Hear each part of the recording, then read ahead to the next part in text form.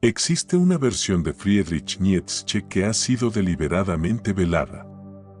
No se trata del simple filósofo de manual, fácilmente digerible para la educación secundaria, ni del melancólico profeta postrado que se destila en aforismos de consumo rápido en las plataformas digitales.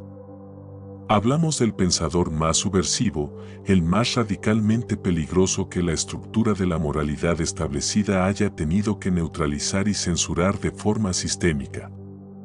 La pregunta clave es, ¿por qué la necesidad imperiosa de esta censura? La respuesta reside en la naturaleza intrínseca de sus postulados más profundos y, para muchos, más oscuros. Sus ideas no se limitan a un mero cuestionamiento superficial de los valores contemporáneos. Su propósito es dinamitar el sistema desde sus fundamentos más arraigados. Él no ofrece una crítica, sino un arma de demolición conceptual. Las técnicas de pensamiento que él desarrolló no tienen como objetivo transformarte en una mejor persona según los criterios estandarizados del colectivo, del rebaño. Su meta es mucho más trascendente y, por ende, amenazante para el orden social. Buscan hacerte psicológicamente inexpugnable. Te dotarán de una coraza mental que no puede ser penetrada por las herramientas habituales de manipulación social. Hoy, por fin, vas a tener acceso a ese compendio de conocimiento que fue intencionadamente mantenido en la sombra. Y este ocultamiento no se debió a que este saber fuese inherentemente malévolo, sino a una razón mucho más pragmática: es demasiado eficaz. Las estrategias mentales que estamos a punto de desvelar jamás te harán más maleable o más fácilmente aceptable por la sociedad de masas. En realidad, forjarán a un individuo completamente inmune a los mecanismos sutiles de control y sujeción. Te convertirás en una entidad inmanipulable. Para cualquier sistema que depende esencialmente de la obediencia silenciosa y el consenso moral, esta autosuficiencia del espíritu resulta ser una condición absolutamente intolerable. La proposición fundamental de esta reflexión es a la vez sencilla y brutalmente honesta.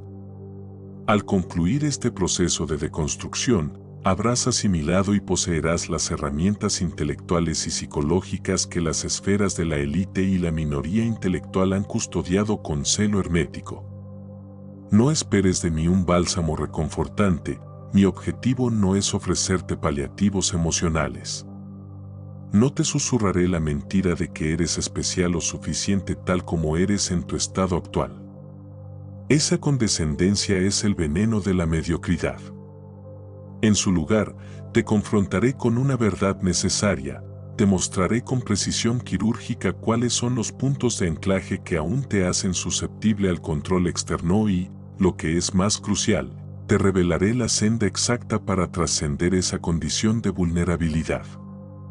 Nietzsche no tomó la pluma con la intención de generar bienestar superficial o de adular al lector.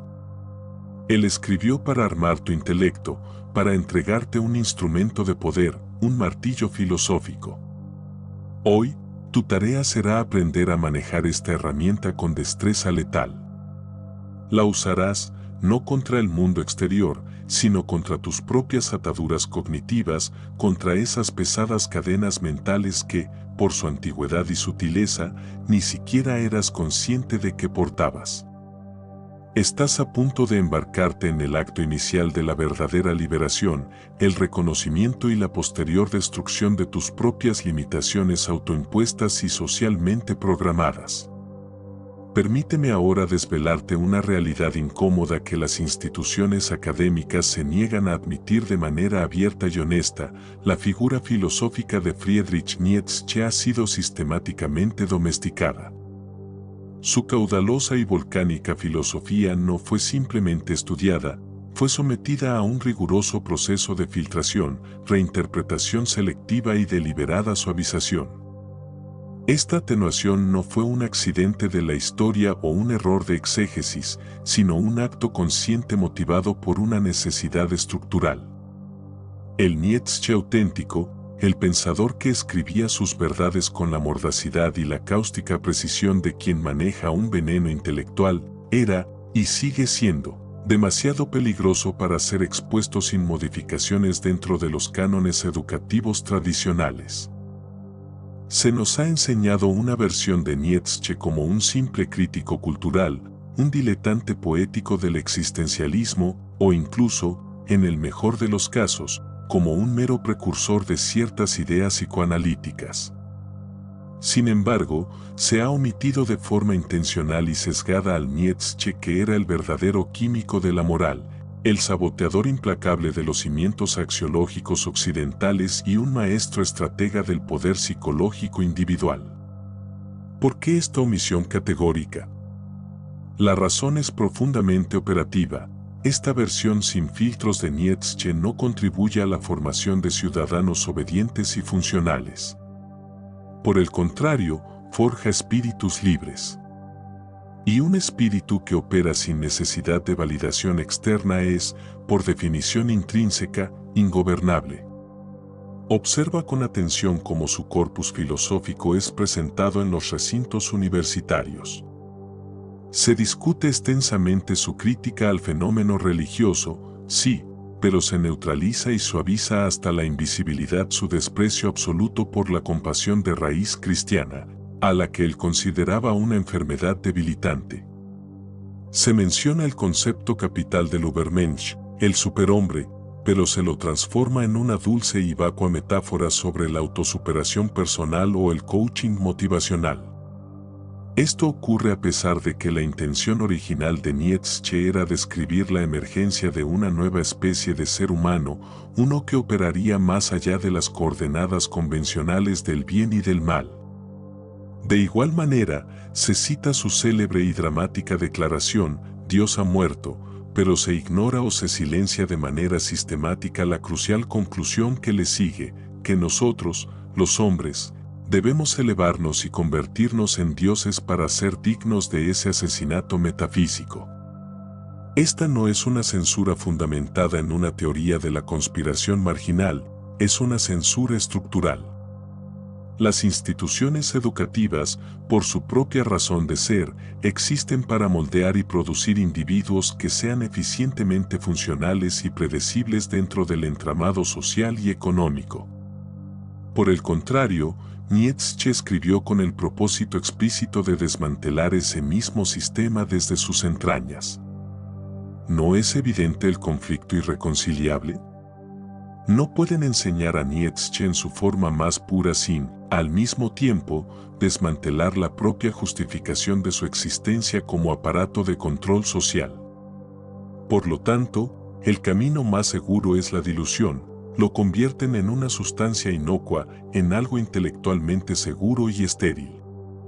El postulado más subversivo y peligroso que Nietzsche se atrevió a exponer ante el mundo es este: la moralidad es esencialmente una mentira útil. Y no se trata de una falsedad accidental, un simple error histórico o filosófico. Es, según su brutal diagnóstico, una herramienta de coerción y control cuidadosamente diseñada. Una invención estratégica concebida por aquellos que se perciben o son, de facto, los débiles para imponer límites y freno a la expansión natural y la potencia vital de los fuertes. Valores que la civilización venera como sagrados, tales como la compasión universal, la humildad innegociable o el dogma de la igualdad moral intrínseca, son, desde la perspectiva nietzscheana, sofisticadas estrategias de los impotentes para ejercer una nivelación a la baja, buscando neutralizar o derribar a aquellos individuos dotados de una voluntad de poder superior. Cuando uno logra captar la esencia de esta idea, cuando realmente se interioriza este mecanismo de génesis moral, se produce una profunda transformación. Uno se vuelve automáticamente imposible de controlar a través de la palanca de la culpa moral. La culpa, ese sentimiento omnipresente de insuficiencia o error, deja de tener agarre en la psique. Pero aquí reside el problema crucial, el epicentro del conflicto con el sistema. Si las instituciones educativas y sociales decidieran impartir este conocimiento sin aplicar ningún filtro, sin la habitual neutralización académica, estarían produciendo de forma masiva generaciones de individuos que cumplen con un perfil inadmisible. No pueden ser manipulados mediante la vergüenza, shame. No actúan por obediencia o por el temor al juicio social. Se niegan a sacrificar su poder intrínseco o su potencial a cambio de la efímera aprobación ajena. En esencia, estarían activando y armando mentes. Y resulta evidente que ninguna estructura institucional que basa su funcionamiento en la docilidad y la obediencia estandarizada puede permitirse el lujo estratégico de dotar a sus estudiantes de un conocimiento tan radicalmente empoderador. El sistema en su conjunto requiere, imperativamente, que el individuo sea predecible. Necesita que respondas de forma fiable a los estímulos de las recompensas sociales, elogio, estatus, y que te retraigas ante los castigos morales, ostracismo, ser etiquetado como malo o egoísta. La cadena más pesada que portas es el miedo paralizante a ser juzgado negativamente por el colectivo. Nietzsche te revela esta verdad: ese miedo es tu yugo más opresivo. Y el acto de cortar esa cadena, de emanciparse de ese terror al juicio, constituye el primer y más fundamental acto de verdadera libertad psicológica. Por esta razón estructural se le censuró, y por esta misma razón se le sigue censurando en la actualidad, no a través de prohibiciones explícitas, sino mediante la aplicación de interpretaciones inofensivas y edulcoradas. Tu primer paso en este camino de liberación es reconocer con absoluta honestidad qué versión de Nietzsche te fue vendida y por qué esa versión en particular es tan cómodamente aceptable para el mismo sistema que pretendes desafiar. Ahora es el momento de adentrarnos directamente en el núcleo prohibido de su pensamiento, la primera de las herramientas prácticas para la liberación. Nos referimos a la técnica de la transvaloración personal radical. Cuando Nietzsche compuso El Anticristo, su objetivo primordial no era simplemente lanzar una diatriba frontal contra los devotos religiosos o atacar la fe de los creyentes. Su intención estratégica era mucho más profunda y penetrante: desenmascarar la sutil, pero omnipresente, forma en que los valores cristianos, una vez secularizados, despojados de su vestimenta teológica y disfrazados bajo el ropaje de la ética cívica o la psicología popular, continúan ejerciendo un poder de control absoluto sobre tu vida, incluso si nunca has pisado una iglesia o te consideras ateo. Esa necesidad que sientes, a menudo compulsiva e irracional, de ser percibido como una buena persona a ojos de los demás. Esa culpa automática e inmediata que te asalta cuando eliges dar prioridad y defender tus propios intereses vitales o ambiciones. Ese impulso irrefrenable al autosacrificio desmedido por el bien de otros, incluso cuando esa acción conlleva tu propia destrucción psicológica o material. O la intensa vergüenza que experimentas cuando te permites sentir orgullo legítimo por tus logros y tu propia fuerza. Nada de esto es tu naturaleza esencial. Todo esto es, en la visión de Nietzsche, un software de programación moral de origen cristiano que ha logrado sobrevivir y seguir operando con plena vigencia, incluso después de la muerte metafórica de su Dios. Mientras continúes operando tu existencia bajo la influencia y los parámetros de ese software obsoleto y limitante, permanecerás ineludiblemente controlable. La transvaloración no es, por lo tanto, un mero cambio superficial de preferencias o una actualización de modales. Es un proceso de cirugía intelectual y moral. Un escrutinio riguroso donde debes identificar de forma precisa cada valor que te fue inculcado y presentado como sagrado, inamovible o universalmente virtuoso. Y, frente a cada uno de ellos, debes plantear una pregunta cardinal y despiadada, la única que importa para el espíritu fuerte: ¿este valor, de manera objetiva, me fortalece o me debilita? Y seguida de esta, ¿quién o qué sistema se beneficia realmente de que yo mantenga esta creencia? Finalmente, ¿por qué debería sentir culpa o remordimiento por rechazar activamente aquello que me causa daño o me impide expandirme? Este acto de cuestionamiento radical es el martillo, y el valor sagrado es la cadena que estás a punto de romper.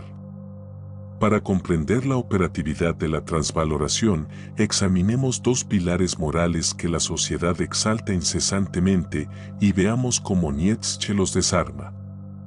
Tomemos, por ejemplo, el concepto de compasión. Se te ha instruido desde la infancia que sentir compasión por todos los seres, de manera indiscriminada, es la virtud suprema y la marca de un alma noble. Sin embargo, Nietzsche te revela la trampa estratégica inherente a esta exigencia. La compasión que se distribuye sin discernimiento, sin establecer límites racionales, tiene un efecto directo y perjudicial, diluye tu energía vital y tu capacidad de acción. Te impone la carga emocional de sufrir el dolor ajeno, pero sin otorgarte el poder real o la capacidad efectiva para aliviarlo o resolverlo de manera significativa. El resultado final de esta compasión universal es convertirte en un ser psicológicamente agotado, emocionalmente sobrecargado e inefectivo en el mundo real. La pregunta verdadera, la que debe plantearse el espíritu fuerte, no es simplemente, ¿debo ser compasivo?, sino, ¿con quién debo ejercer mi compasión y en qué medida específica mi acto de compasión sirve para afirmar la vida y no para glorificar la debilidad o la muerte de la voluntad? Una compasión selectiva y poderosa es una herramienta, una compasión indiscriminada es una sangría de poder. Observemos ahora la humildad. La estructura social, en su necesidad de control y predictibilidad, venera la humildad. ¿La razón? El sistema necesita intrínsecamente que el individuo se empequeñezca voluntariamente. Un ser que cultiva una humildad artificial y excesiva no genera intimidación, no desafía el statu quo y, crucialmente, no exige ni reclama el vasto espacio que le corresponde en el mundo. Es, desde una perspectiva de gestión social, perfectamente manejable. Pero la voz de Nietzsche surge para inquirir, ¿por qué razón un espíritu intrínsecamente fuerte, dotado de un potencial superior, debería simular ser pequeño o menos para no causar incomodidad a la masa de los mediocres? Él plantea que esta autoimposición de la pequeñez es, precisamente, una traición flagrante a la magnitud de tu propio potencial. La humildad, en este contexto, no es una virtud, es una autolimitación estratégica impuesta por el miedo al juicio del rebaño. Llegamos ahora al aspecto más oscuro y menos difundido de su doctrina, aquel que jamás te fue explicado con la debida crudeza. Nietzsche afirma categóricamente que tu humanidad, tal como te fue vendida, es tu jaula. Se nos ha programado para interpretar la existencia a través del filtro de una sensibilidad excesiva, casi patológica, que nos obliga a absorber el sufrimiento colectivo. Él lo expresa con una claridad demoledora: mi humanidad no consiste en sentir con los hombres, sino en soportar el sentir con ellos. ¿Logras captar la diferencia abismal que subyace en esta distinción? No tienes ninguna obligación intrínseca de convertirte en el depositario universal del dolor del mundo. No eres un simple recipiente destinado a contener la totalidad del sufrimiento colectivo. Puedes, y debes, observarlo, analizarlo y comprenderlo en su génesis y su manifestación, pero no estás compelido a sacrificar tu propia fuerza vital ni tu energía cargando con ese peso. La autoimposición de esa carga es la autotraición del fuerte. Aquí se presenta la técnica de liberación práctica derivada de este concepto. Durante el transcurso de los próximos días, cada vez que una oleada de culpa o vergüenza comience a instalarse en tu psique, detén el proceso mental de forma inmediata. Haz una pausa y somete ese sentimiento a un riguroso interrogatorio. ¿Este sentimiento particular me está protegiendo activamente de un daño material o físico real? ¿O se trata meramente de un castigo interno por haber violado una regla moral abstracta, un precepto que alguien más, en otro tiempo y lugar, inventó para controlar mi comportamiento? Si la respuesta honesta es la segunda opción, si descubres que el sentimiento es solo un mecanismo de castigo social secularizado, Entonces has identificado un valor de raíz cristiana disfrazado que debe ser sometido de inmediato al proceso de transvaloración. La psicología de la liberación opera de una manera sorprendentemente simple, aunque brutalmente efectiva, en el instante en que dejas de operar bajo el dominio de la culpa moral, el sistema pierde su principal palanca de control sobre ti. Ya no pueden manipularte eficazmente con frases como «deberías hacer esto, es tu obligación moral», o «no serías terriblemente egoísta si no lo hicieras».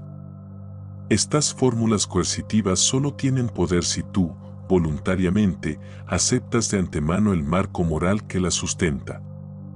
Cuando rechazas ese marco de forma activa y consciente, te vuelves, en el sentido más profundo de la palabra, intocable. Piensa en ejemplos históricos de aplicación radical. Napoleón no se disculpó jamás por la vastedad de su ambición. Nikola Tesla no sintió culpa alguna por la soledad obsesiva de su trabajo. El propio Nietzsche vivió aislado, enfermo y en la pobreza, pero jamás traicionó la pureza de su pensamiento con tal de volverse más aceptable o popular. Todos ellos aplicaron la transvaloración con una coherencia absoluta. Decidieron, en la soledad de su voluntad, que su grandeza interior era infinitamente más importante que la fugaz y superficial aprobación del rebaño. El conocimiento sin aplicación práctica es mera vanidad intelectual. Por lo tanto, ha llegado el momento de confrontar esta teoría con la realidad inmediata de tu propia vida. Te propongo el siguiente desafío, que exige una pausa reflexiva y una honestidad implacable. Detén tu actividad ahora mismo, si es necesario, y escribe. Identifica y plasma en papel 3 valores fundamentales que te fueron inculcados y presentados como virtudes inalienables y sagradas, pero que, tras una introspección sincera, solo han servido para debilitarte, para limitar tu potencial o para mantenerte anclado a la dependencia de la aprobación externa. Estos valores pueden manifestarse de forma común. Por ejemplo, debes ayudar siempre a todos, sin excepción. Nunca debes priorizarte. Ser egoísta es un defecto moral capital. La paz debe buscarse a toda costa, es preferible al conflicto o a la afirmación de uno mismo. Todo el mundo, sin importar su calidad, merece una porción igualitaria de tu tiempo y energía.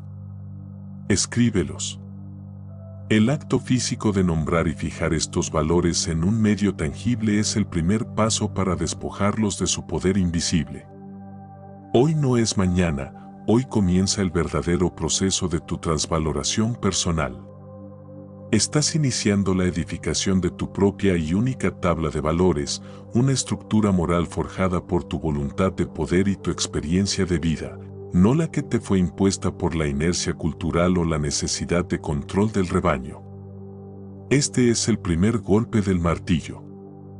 Llegamos a una contradicción aparente, una paradoja que el espíritu libre debe resolver con inteligencia y frialdad.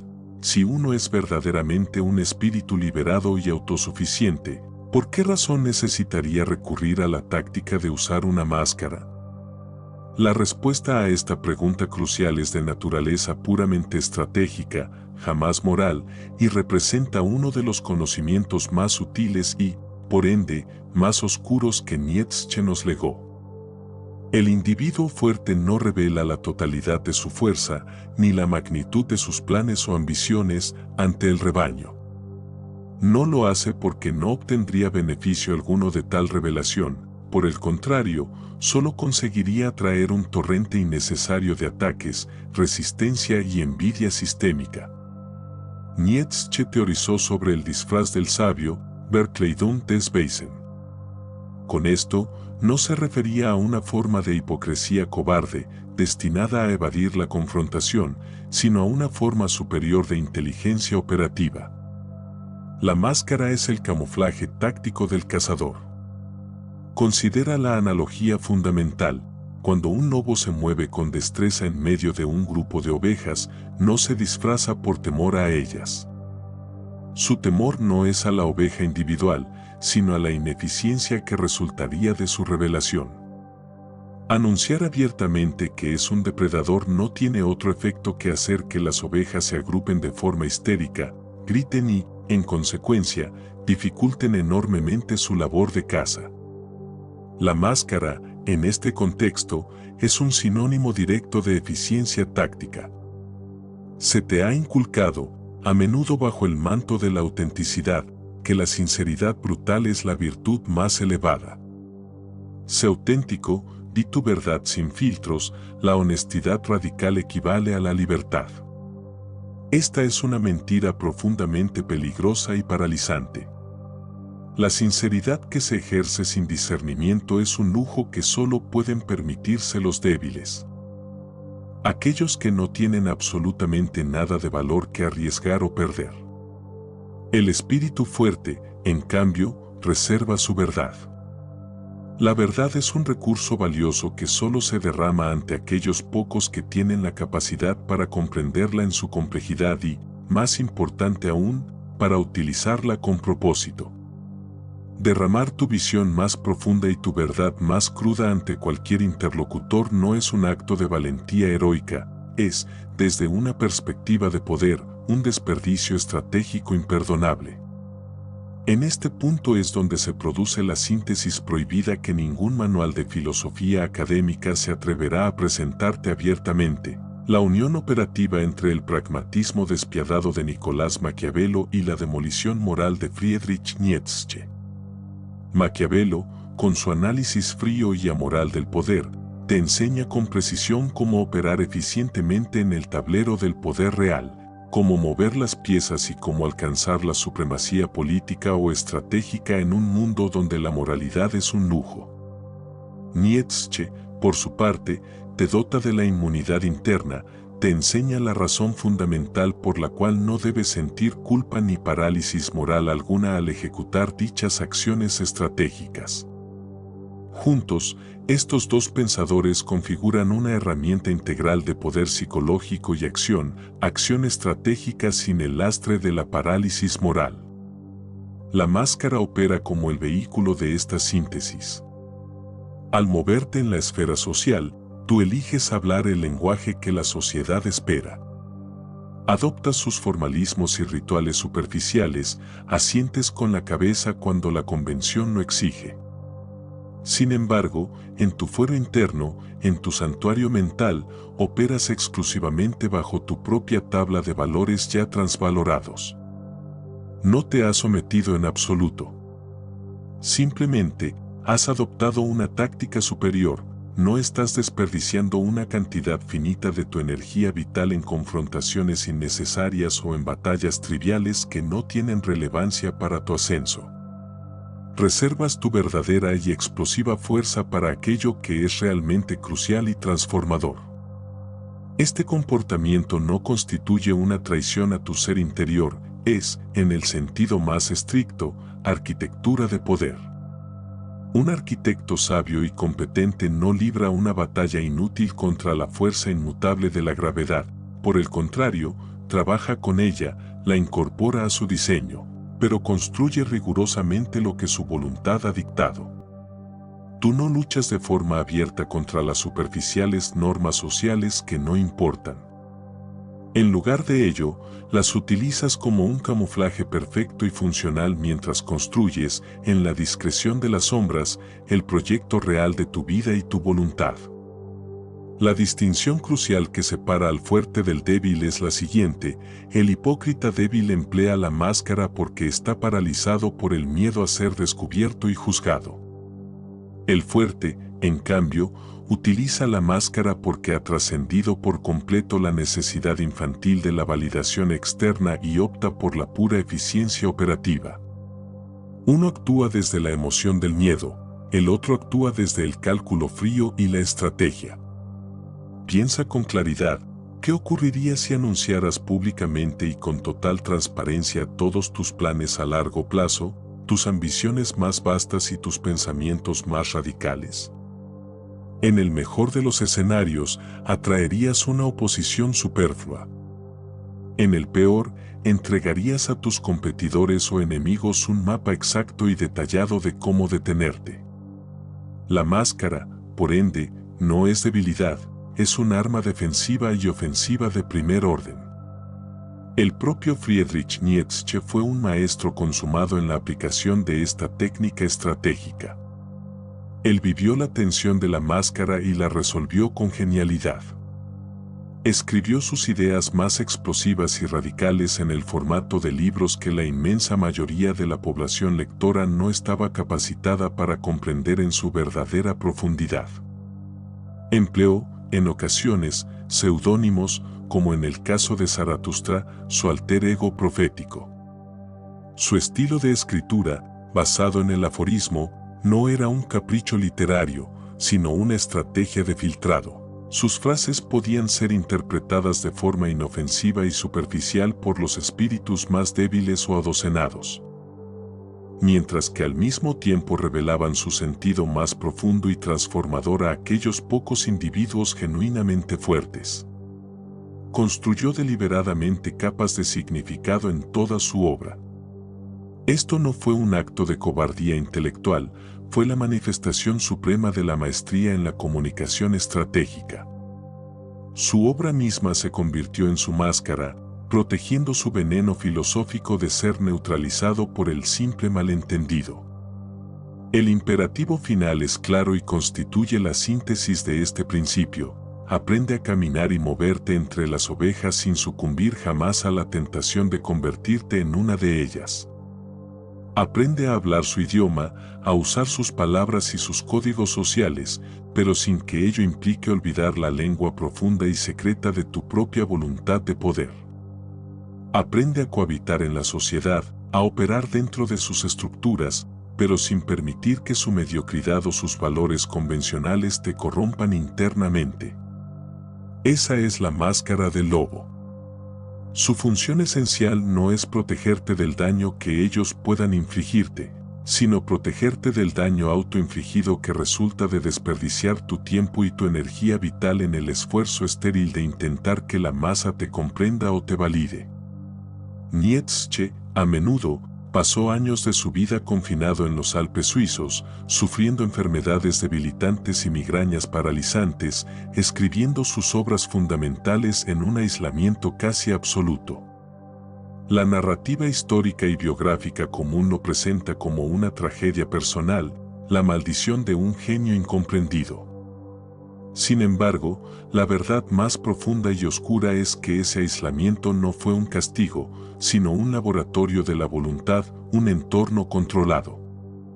En ese laboratorio psicológico forjó las ideas más agudas y potencialmente peligrosas de toda la filosofía occidental. La soledad, para el espíritu fuerte, no fue su condena, fue su herramienta de trabajo más esencial. Aquí debemos trazar una distinción fundamental y abismal que la sociedad moderna, programada para el gregarismo, se ha esforzado en oscurecer: la diferencia entre la soledad impuesta y la soledad elegida conscientemente. La soledad impuesta es un exilio forzoso, un castigo o una consecuencia que simplemente te sucede. Es la soledad del rechazado o del marginado, y es, efectivamente, destructiva. La soledad elegida, soledad voluntaria o soledad estratégica, es un laboratorio mental. Es un estado que tú creas de forma deliberada y con un propósito específico: forjar la dureza y la autonomía de tu espíritu sin la distorsión, la interferencia o el ruido constante de las influencias externas. El gran problema reside en que el paradigma social contemporáneo ha demonizado con tal eficacia la soledad que la mayoría de los individuos han perdido por completo la capacidad de discernir entre ambas. Cualquier forma de aislamiento es automáticamente etiquetada como no saludable o depresiva. Este es el primer mecanismo de defensa del rebaño: asegurar que nadie se retire el tiempo suficiente para descubrir su propia fuerza. La soledad elegida es el horno de forja donde la mente débil se endurece y se transforma en un acero inquebrantable. He aquí el conocimiento que las estructuras de poder intentan que ignores. Cuando te autoaíslas de forma completa, cuando eliminas metódicamente toda fuente de validación externa durante un periodo de tiempo prolongado y significativo, algo trascendental y, a la vez, terrorífico ocurre en la infraestructura de tu mente. El proceso se desarrolla en dos fases críticas. Fase 1. Pánico y síndrome de abstinencia. Inicialmente, experimentarás el pánico. Tu cerebro, condicionado y adicto a la dosis constante de aprobación social, entrará en un estado de síndrome de abstinencia. Sentirás una ansiedad intensa e inexplicable, una duda corrosiva sobre tu valor y una necesidad impulsiva de reconectar inmediatamente con la fuente de validación. Este estado de agitación no es un fallo personal, es el sistema de control social mostrando su verdadera y brutal fuerza de agarre. Tu malestar es la prueba de su dominio. Fase 2. La extinción del testigo. Pero si logras resistir, si tienes la voluntad y la templanza para atravesar ese infierno psicológico de inseguridad y necesidad compulsiva, algo vital se quebranta. Lo que emerge del otro lado de esta travesía es un individuo que ya no necesita de testigos externos para certificar, validar o justificar su propia existencia. La necesidad de likes, de comentarios halagadores, de aprobación pública o de reconocimiento ajeno simplemente se extingue. Esa necesidad muere. Y cuando esta dependencia esencial fallece en tu interior, te transformas en un ser psicológicamente intocable. ¿Por qué? Porque el mecanismo principal y más eficiente de control social, el temor a la exclusión y la sed de aprobación, ha perdido toda su potencia sobre tu vida. Nietzsche lo comprendió con una claridad profética y lo plasmó en una de sus sentencias más incisivas: en la soledad, el solitario se devora a sí mismo. En la multitud, lo devoran los muchos. Ahora, elige. Esta no es una elección cómoda, ni se te ofrece una alternativa placentera, es una elección entre dos tipos de aniquilación existencial. No obstante, solo una de ellas, la autodevoración controlada, tiene el poder alquímico de reconstruirte en una entidad superior y más fuerte.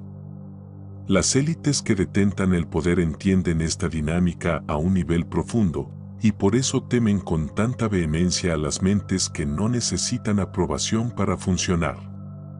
Un individuo capaz de sostenerse en la soledad sin ansiedad, que toma decisiones fundamentales sin consultar al grupo, que puede afirmar su valor intrínseco sin la muleta de los testigos externos, es un individuo peligrosamente autosuficiente. No se le puede manipular con la presión del grupo, ni se le puede coaccionar eficazmente mediante la amenaza de la exclusión social. Sencillamente, se ha vuelto impermeable. Miremos con una nueva perspectiva nietzscheana a aquellos individuos que han alterado la trayectoria de la historia, no desde la comodidad del consenso, sino desde el fuego de la soledad elegida. Observa a Nikola Tesla. Trabajaba de manera solitaria, rechazando sistemáticamente las colaboraciones forzadas y operando, esencialmente, en un universo mental forjado por su propia voluntad. Fyodor Dostoyevsky concibió sus obras maestras más penetrantes en el aislamiento forzoso de la prisión y el exilio siberiano. Napoleón Bonaparte, tras la derrota inicial, no cayó en la lamentación durante sus meses en Elba. Por el contrario, utilizó ese aislamiento geográfico y político para reforjar su estrategia y planear su regreso. Esa soledad que experimentaron no fue un factor que los debilitara o los consumiera, fue, por el contrario, el yunque que los afiló hasta convertirlos en armas intelectuales y estratégicas de precisión letal. La técnica práctica que se desprende de este principio es de una simplicidad brutal, pero de una exigencia psicológicamente devastadora para el individuo moderno. Establece periodos de desconexión total. No estamos hablando del superficial fin de semana sin redes sociales que la cultura del wellness te vende. Estamos hablando de lapsos significativos de tiempo, que pueden extenderse por semanas enteras, durante los cuales tu principal directriz es no buscar validación alguna. Esto implica no compartir tus logros recientes, no pedir opiniones sobre tus proyectos, no verificar en absoluto lo que nadie piensa o dice de ti, trabajar en tus proyectos más vitales en un silencio absoluto. Al comienzo, tu mente, habituada a la gratificación instantánea y la dependencia social, te gritará con ansiedad: ¿y si me olvidan? ¿Y si pierdo toda relevancia? ¿Y si ya no le importo a nadie? Estos gritos internos son la prueba irrefutable de tu dependencia. Cada uno de esos miedos neuróticos es una pesada cadena invisible que el rebaño utiliza para asegurarse de que permanezcas atado cerca. La soledad deliberada y estratégica las rompe, una a una. Aquí reside la paradoja final y más hermosa de esta técnica: solo cuando has demostrado tu capacidad de permanecer en la soledad total, es decir, cuando ya no necesitas a nadie para validar tu existencia, es cuando te vuelves genuinamente capaz de estar plenamente presente y fuerte con los demás. Esto te permite relacionarte con el mundo desde una posición de fuerza y abundancia, y no desde la debilidad, la carencia o la necesidad patológica. Tu incapacidad de estar solo sin experimentar ansiedad es la medida exacta de tu dependencia absoluta del rebaño. Avanzamos ahora hacia un territorio que la psicología contemporánea, obsesionada con el bienestar superficial, consideraría directamente no saludable o tóxico. Nietzsche introduce el concepto de la crueldad consigo mismo no como un acto de sadismo o autodestrucción masoquista, sino como una herramienta de forja.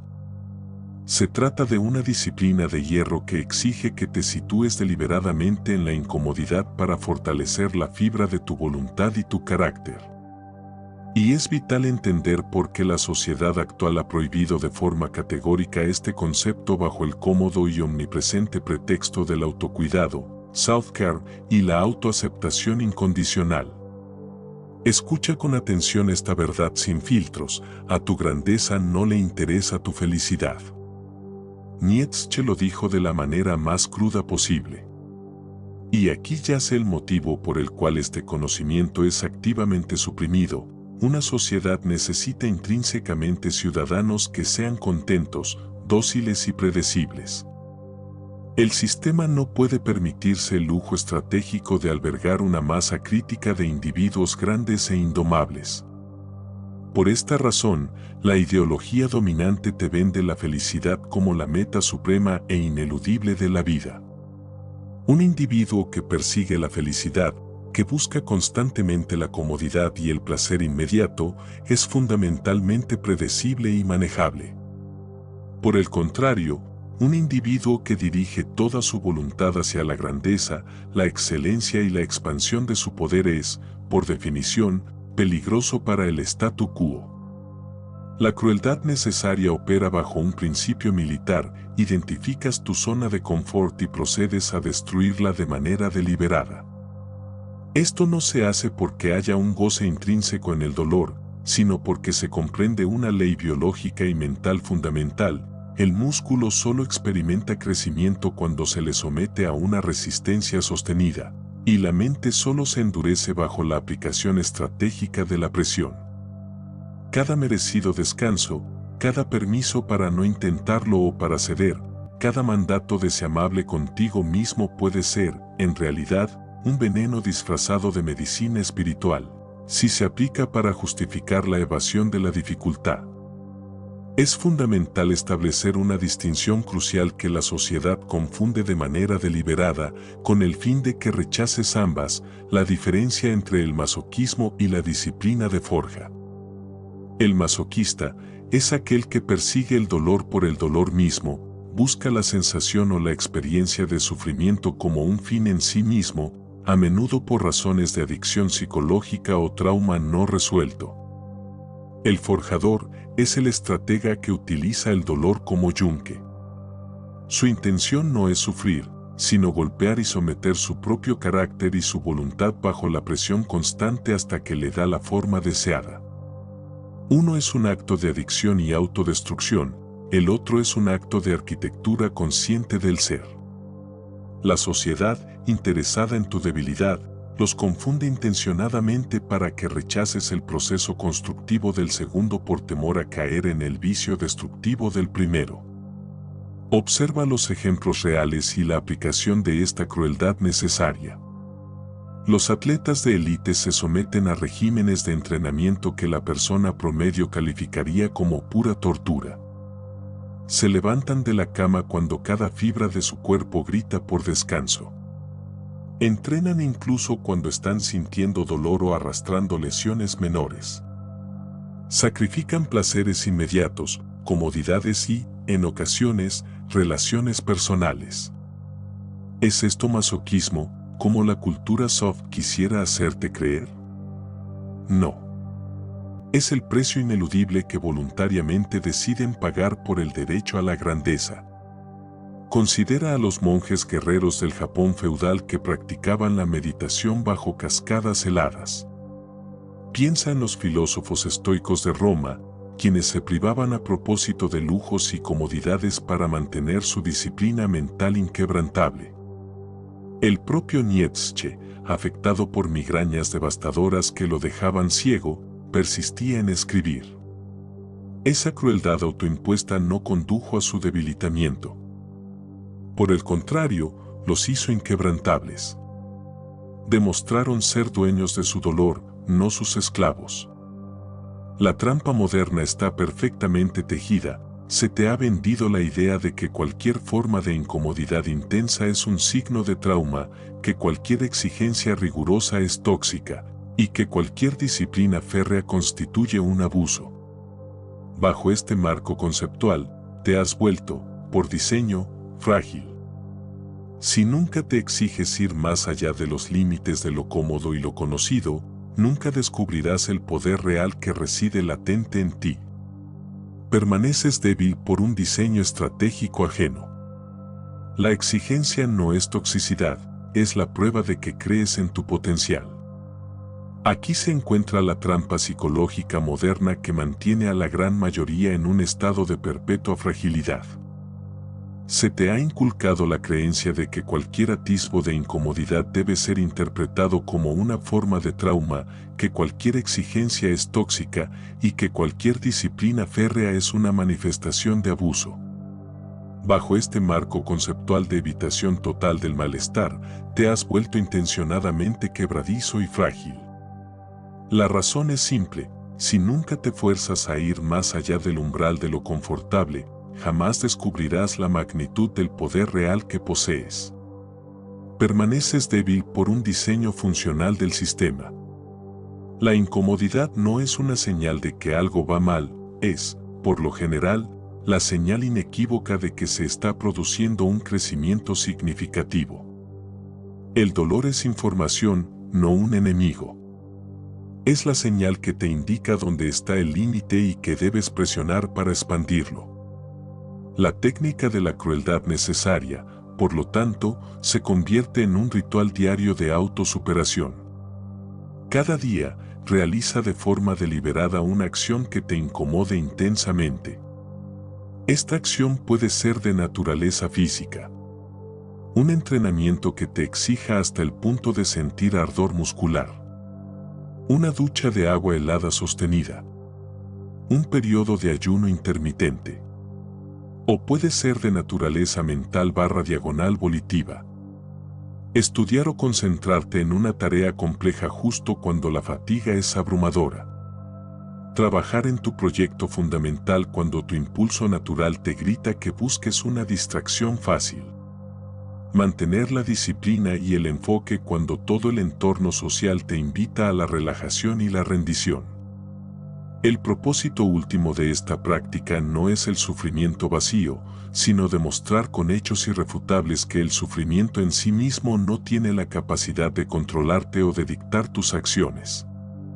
Nietzsche nos dejó una frase lapidaria que resume esta técnica: la disciplina del dolor es el único cincel capaz de esculpir un espíritu digno de respeto. Medita en esto: no se puede esculpir una estatua sin golpear y tallar la piedra. No es posible forjar el metal más duro sin someterlo a las temperaturas extremas del fuego. De la misma manera, no puedes construir un carácter robusto y fuerte sin someterlo a una presión deliberada y autoimpuesta. El problema es que la presión es intrínsecamente incómoda, y la sociedad te ha programado para creer que la incomodidad es una señal de que debes detenerte. Mentira. Cuando rechazas de forma sistemática toda crueldad necesaria contigo mismo, cuando evitas la incomodidad de manera metódica, no estás siendo amable contigo mismo, estás eligiendo la debilidad. Y esta debilidad, a largo plazo, generará infinitamente más sufrimiento impuesto que cualquier disciplina elegida. Si no estás dispuesto a incomodarte a propósito cada día, no estás edificando fuerza, estás meramente administrando la debilidad. Y, eventualmente, la vida te impondrá las crueldades que tú no te atreviste a elegir. Es preferible que aprendas ahora a utilizar el dolor como una herramienta afilada, antes de que el dolor se convierta en la fuerza que te consume. Prepárate, porque este concepto tiene el poder de demoler una de las mentiras más sacrosantas y arraigadas de la sociedad moderna, la noción de que absolutamente todos merecen tu respeto, tu tiempo y tu energía vital de forma incondicional. Nietzsche consideraba el acto del desprecio no como una simple falla moral o un defecto de carácter, sino como una herramienta filosófica necesaria y funcional. Y tenía razón en formas que ninguna institución académica, atada a la corrección política, jamás te enseñará. Para empezar, debes dominar la distinción fundamental entre dos tipos de desprecio, cuya diferencia marca la línea entre la debilidad y el poder. Desprecio reactivo: el veneno del débil nace directamente del resentimiento, de la envidia o del dolor profundo de sentirse inferior.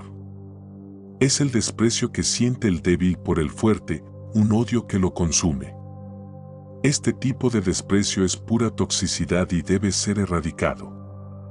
Desprecio activo o estratégico: la herramienta del fuerte es la distancia jerárquica que tú estableces de forma consciente y fría.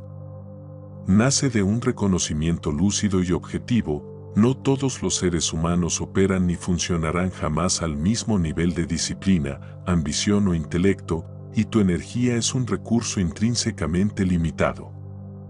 Se te ha alimentado con la gran mentira democrática: todos son iguales, todos merecen respeto, todos tienen un valor equivalente.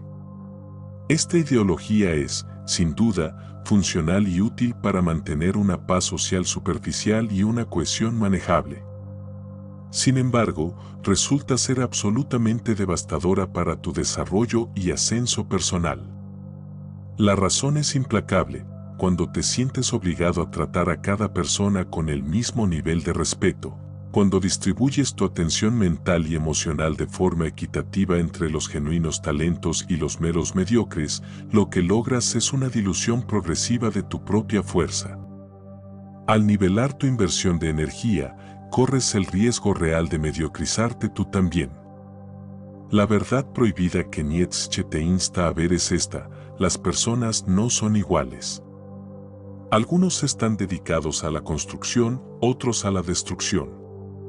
Algunos persiguen la grandeza con una disciplina espartana, otros celebran con orgullo su propia mediocridad. Tratar a ambos grupos con una igualdad de respeto no es virtud, es un suicidio estratégico. Nietzsche conceptualizó el desprecio estratégico como un arma filosófica de autodefensa, diseñada específicamente para proteger tu trayectoria ascendente. La fuerza de esta herramienta reside en la liberación que experimentas cuando dejas de operar bajo la tiranía de la aprobación universal. La psicología del desprecio funciona de manera liberadora, en el momento en que cesas tu necesidad compulsiva de convencer a los demás de la validez de tu visión, Cuando dejas de mendigar la validación universal de tus acciones, cuando aceptas con serenidad que ciertas personas jamás te comprenderán y que esa incomprensión es perfectamente aceptable, una carga psicológica masiva se levanta de tus hombros. Automáticamente, dejas de librar batallas innecesarias y desgastantes. Dejas de malgastar argumentos valiosos en quienes son voluntariamente sordos a cualquier verdad que desafíe su comodidad. El resultado inmediato es la eficiencia implacable. Tu energía, antes dispersa, se redirige hacia la construcción de tu voluntad. Observa cómo operan los grandes espíritus de la historia. ¿Crees que Elon Musk se detiene a debatir y justificar su visión ante cada crítico anónimo de Internet? ¿Crees que el propio Nietzsche perdía tiempo respondiendo a cada académico que distorsionaba superficialmente su obra? ¿Pensaba Tesla que debía explicarse ante aquellos que lo catalogaban de lunático? No. Ellos aplicaron el desprecio estratégico, ignoraron el ruido de la mediocridad y continuaron construyendo su visión en silencio.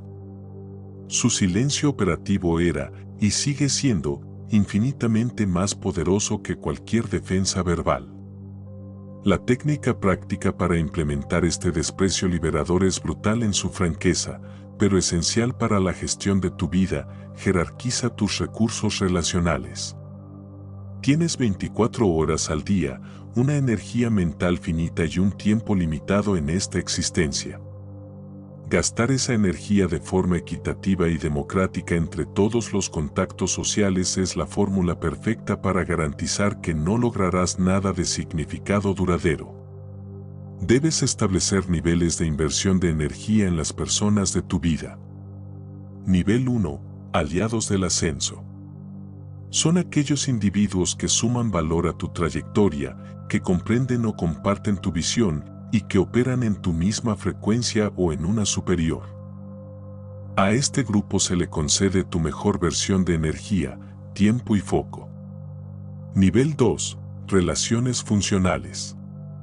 Son aquellas necesarias para la operatividad diaria, colegas, proveedores, vecinos. La interacción es neutral y eficiente. Se les ofrece cordialidad funcional, pero nada más. Nivel 3. Vampiros energéticos y críticos. Este grupo incluye a los críticos destructivos, a las almas resentidas, a los mediocres orgullosos y a aquellos que solo buscan drenarte.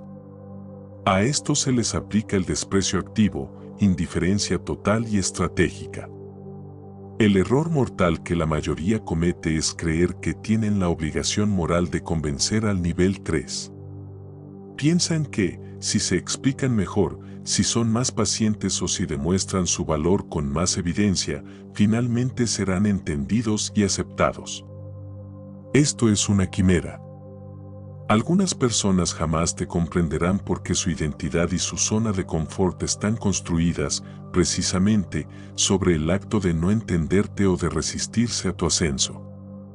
Dejarlos ir, cesar el esfuerzo de convencerlos, no es un fracaso personal, es un acto de maestría estratégica.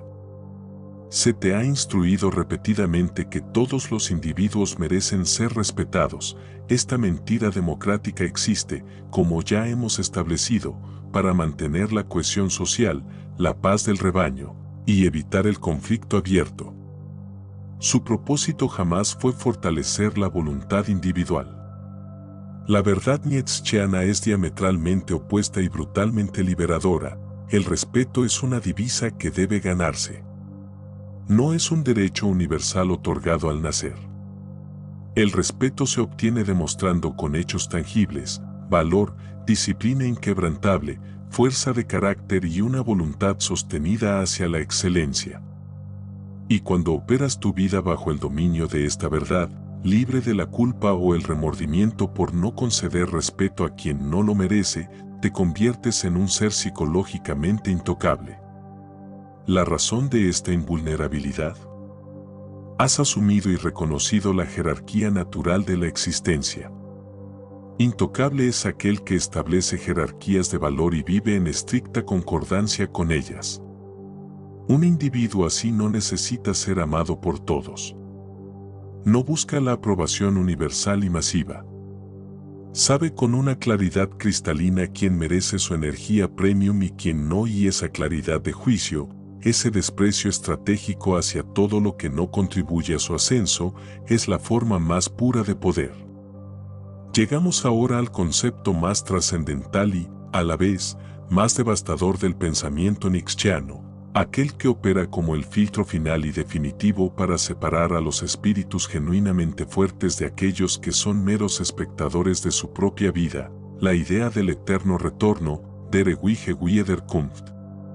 Y no, esto no debe ser interpretado como una mera hipótesis cosmológica o una idea filosófica abstracta destinada a ser discutida en círculos académicos. Es, en su esencia más cruda, un test psicológico brutal que tienes la obligación de aplicarte ahora mismo para revelar si eres, en el fondo, digno de la vida que estás viviendo. La premisa de este test es escalofriantemente sencilla. Imagina que, en el momento de tu soledad más profunda, un demonio se presenta ante ti y te revela que deberás vivir esta vida exactamente igual, con cada minucioso detalle idéntico, y que la vivirás de esta forma infinitas veces. Cada instante de dolor, cada humillación sufrida, cada fracaso público, pero también cada triunfo estático, cada placer fugaz y cada segundo de grandeza personal. Todo se repetirá eternamente sin la posibilidad de cambiar un ápice. ¿Cuál sería tu reacción inmediata y honesta? Si tu respuesta visceral es el horror más profundo, si la noción de revivir tu existencia ad infinitum te llena de una desesperación paralizante, entonces Nietzsche tiene una noticia incómoda para ti: estás viviendo mal. Esto significa que estás tolerando, de manera pasiva y resignada, una existencia que tu voluntad más profunda no está dispuesta a afirmar. Estás anclado a relaciones tóxicas, a trabajos que detestas, a hábitos destructivos y a valores ajenos que, en el fondo de tu ser, desprecias. Eres, según el diagnóstico del filósofo, un cobarde existencial. Pero si tu reacción es un rotundo y poderoso sí, si puedes mirar cada aspecto de tu vida, incluyendo las cicatrices del sufrimiento y los errores, y exclamar con plena convicción: esto es valioso. Esto es digno de repetirse infinitamente, entonces has alcanzado la cúspide de la fortaleza. Has conquistado algo que la inmensa mayoría de la humanidad jamás tocará: la afirmación total de tu existencia. Esto es lo que Nietzsche glorificó como amor fati, el amor al destino. Aquí yace el conocimiento verdaderamente prohibido en la cultura del status quo. La mayoría de las personas, si se enfrentaran con honestidad a la prueba del eterno retorno, fallarían catastróficamente. ¿La razón de este fracaso masivo? La mayoría de las existencias están construidas sobre la base del compromiso perpetuo, el eterno compromiso. La gente tolera trabajos que odian con el pensamiento de es solo por ahora. Mantienen relaciones sentimentales tóxicas o vacías bajo la ilusión de hasta que aparezca algo mejor. Postergan sus proyectos más auténticos y vitales para un momento mítico en el futuro, cuando haya tiempo. Viven, esencialmente, en un estado de espera, soñando que su vida real y significativa comenzará en algún día futuro, aún por llegar. El eterno retorno no es un concepto que ofrece paciencia, es una idea que destruye esa fantasía de postergación. Te confronta con la sentencia inmutable: no existe un futuro diferente al que estás viviendo ahora. Solo existe esta vida, repitiéndose. Aún así la aceptas, con todos sus defectos y carencias. Para la inmensa mayoría, la respuesta instintiva es un rotundo y desesperado no. Y esta negación implica un reconocimiento existencial demoledor: están viviendo vidas que ellos mismos, en la quietud de su conciencia, consideran indignas de ser vividas. Esta es la tragedia filosófica del último hombre, der letzte Mensch, el ser humano que, aunque cómodo y contento, vive sin la capacidad de afirmar su propia existencia en su totalidad. Es más sencillo autoengañarse, decir estoy construyendo algo mejor para el futuro y seguir tolerando lo intolerable, que enfrentar la realidad de la afirmación nietzscheana. El eterno retorno no permite estas mentiras piadosas, te obliga a la confrontación inmediata con la verdad.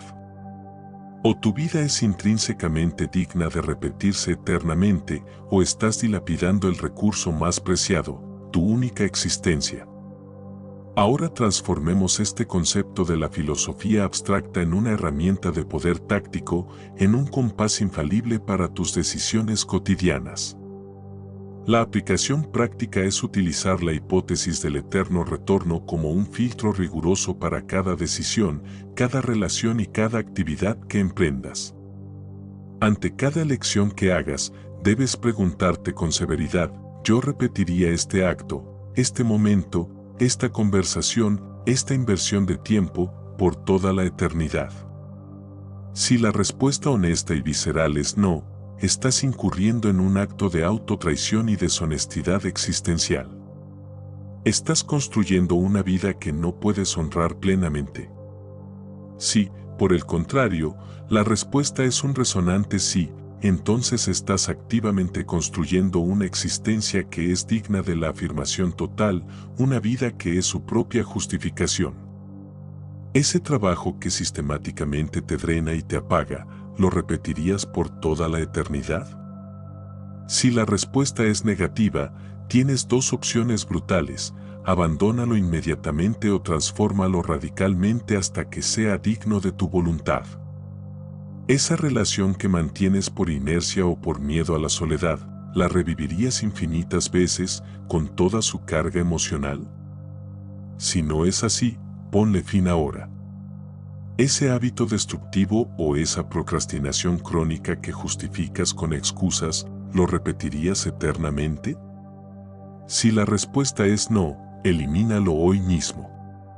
La gran mayoría de las personas no se atreven a aplicar este filtro porque requiere una valentía aterradora, la valentía de reconocer que están viviendo existencias que, en su propia evaluación interna, son, en esencia, basura indigna.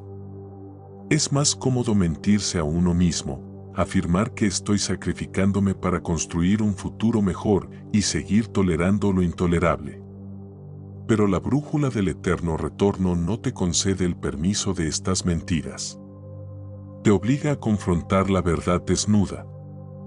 O tu vida actual es digna de repetirse, o estás desperdiciando tu única oportunidad de ser. El eterno retorno, en su concepción final, debe ser entendido no como una amenaza existencial, sino como una promesa de poder absoluto para el espíritu que se atreve a afirmarlo. Piensa en aquellos individuos que lograron vivir bajo la disciplina de este principio. Nietzsche mismo, en medio de la enfermedad y la pobreza, nunca traicionó la integridad de su filosofía por la comodidad de la fama o la popularidad. Él eligió, conscientemente, vivir una vida que podía afirmar eternamente, a pesar de su inherente y profundo dolor. Amor fati, el amor al destino, significa no solo aceptar lo que te sucede, sino querer que sea exactamente así. He aquí la promesa intrínseca: si logras construir una vida tan poderosa, tan auténtica y tan impregnada de significado y voluntad que estarías dispuesto a repetirla eternamente sin desear cambiar absolutamente nada, la muerte pierde su aguijón más venenoso. No importa entonces si el ciclo de la vida es finito o si se extiende hacia el infinito, porque tú habrás vivido de una manera tal que cada segundo se habrá justificado por su propio valor. Esos hombres y mujeres no fueron felices en el sentido superficial y convencional del término, fueron algo infinitamente más valioso, estuvieron completos. Habían vivido existencias que podían afirmar sin reservas ni arrepentimientos. No necesitaban que la vida hubiese sido diferente a como fue. Y esa afirmación total de la existencia, Esa capacidad de amar incondicionalmente tu destino y tu vida tal como se presentó, es lo que Nietzsche identificaba como la libertad real y suprema. La libertad no se encuentra en la eliminación del dolor o la incomodidad, sino en la construcción de una vida tan valiosa y esencial, que incluso el sufrimiento se vuelve digno de ser repetido por toda la eternidad. Solo aquel que puede afirmar con vehemencia cada segundo de su existencia, incluyendo el dolor, el fracaso y la soledad, ha alcanzado la verdadera y última forma de libertad. Hemos llegado al final de este recorrido, pero es crucial ser meridianamente claros. Lo que acabas de asimilar no fue un guión de filosofía académica, aséptico y pasivo. Fue, en su esencia más pura, un manual de guerra psicológica para la liberación individual. Cada concepto desgranado, cada técnica expuesta, fue diseñada con la intención no de meramente informarte, sino de armarte hasta los dientes con conocimiento estratégico. Ahora posees en tu arsenal mental el conocimiento que las instituciones, por su propia supervivencia, se encargaron de ocultar deliberadamente, pues arma las mentes de maneras que ningún sistema de control basado en la obediencia puede permitirse tolerar. Repasemos brevemente los pilares de esta nueva arquitectura mental que has descubierto. Comprendiste que Nietzsche fue objeto de una censura estructural porque sus ideas auténticas destruyen los mecanismos primarios de control social. Entendiste que la transvaloración no es una rebeldía adolescente, sino una cirugía precisa para eliminar valores que te debilitan y construir los tuyos propios desde la fuerza.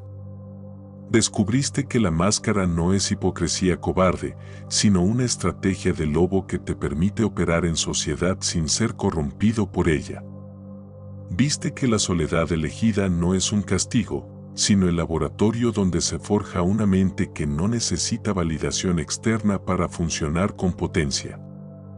Aprendiste que la crueldad necesaria, entendida como disciplina de forja, es el único cincel capaz de esculpir un carácter digno de respeto y admiración. Asimilaste que el desprecio estratégico no es crueldad moral, sino la jerarquización indispensable de tu energía limitada. Finalmente, te enfrentaste al test del eterno retorno, la pregunta suprema que desnuda si eres digno de la vida que afirmas vivir. Todo este caudal es conocimiento oscuro, no porque sea intrínsecamente malvado o perverso, sino por una razón mucho más práctica, porque es efectivo. Y la efectividad en manos de individuos plenamente autónomos siempre ha representado el mayor peligro para cualquier sistema que depende de la docilidad. Por eso fue censurado y sigue siendo diluido con interpretaciones académicas suaves que extraen todo el veneno vital de las ideas de Nietzsche. Pero el martillo ya está en tus manos. La pregunta ineludible que Nietzsche te lanza desde el otro lado de la existencia es esta: ¿tendrás el coraje, la voluntad, de usarlo? Una cosa es comprender estas ideas intelectualmente, sentir esa euforia fugaz de «ahora lo entiendo todo».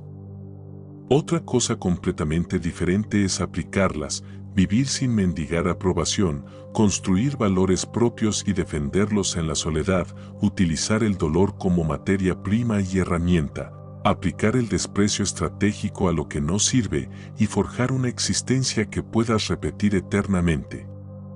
Esta aplicación práctica y sostenida exige una valentía brutal que la mayoría de los hombres no poseen.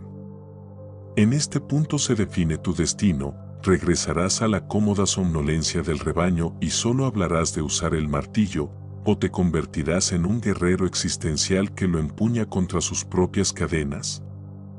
Ser intocable conlleva un precio, y es vital que lo entiendas con total claridad, pues es el costo que el espíritu libre paga por su soberanía, la soledad.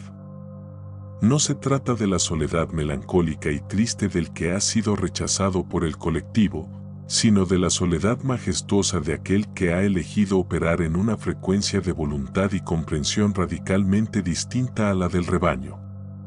Esto implica la aceptación de consecuencias concretas. Debes aceptar que muchos, quizás la mayoría de las personas, jamás te comprenderán. Debes asumir que tu propia familia podría no aprobar jamás tus decisiones más cruciales o tu visión de vida. Debes estar preparado para que tus amigos se distancien en el momento en que dejes de ser la versión dócil y predecible que ellos esperaban de ti. La sociedad, con sus mecanismos de juicio, te condenará por haber rechazado sus valores más sagrados. ¿Vale la pena ese precio? Nietzsche diría que la formulación misma de esa pregunta revela una debilidad subyacente. Porque si necesitas que te aseguren que valdrá la pena, si buscas garantías emocionales antes de actuar, si persigues que alguien te jure que todo saldrá bien, entonces sigues operando bajo los parámetros de la moral de esclavo, buscando consuelo antes que poder.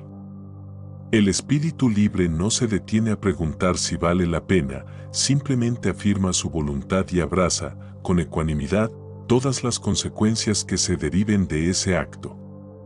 Amor fati, punto.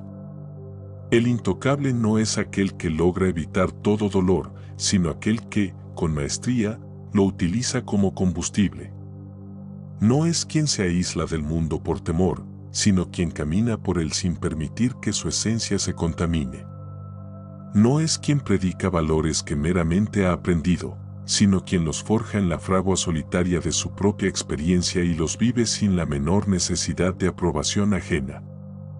No es quien busca desesperadamente ser amado por todos, sino quien ha trascendido esa necesidad infantil y opera exclusivamente desde la fuerza pura y la autodeterminación.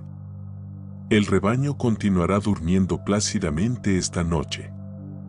Seguirán anclados a los valores que les fueron impuestos, buscando el like y la aprobación, evitando cualquier atisbo de incomodidad, esperando que, por un golpe de magia, la vida mejore mañana. Pero tú, si has comprendido la magnitud de lo que Nietzsche te ha ofrecido, ya no puedes volver a dormir ese sueño.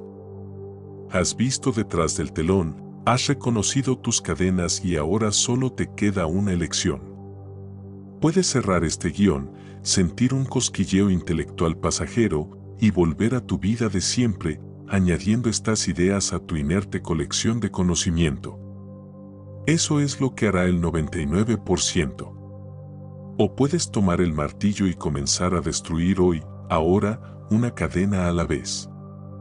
La verdadera victoria en la vida no es ser amado, ni ser comprendido, ni siquiera ser feliz en el sentido trivial y convencional.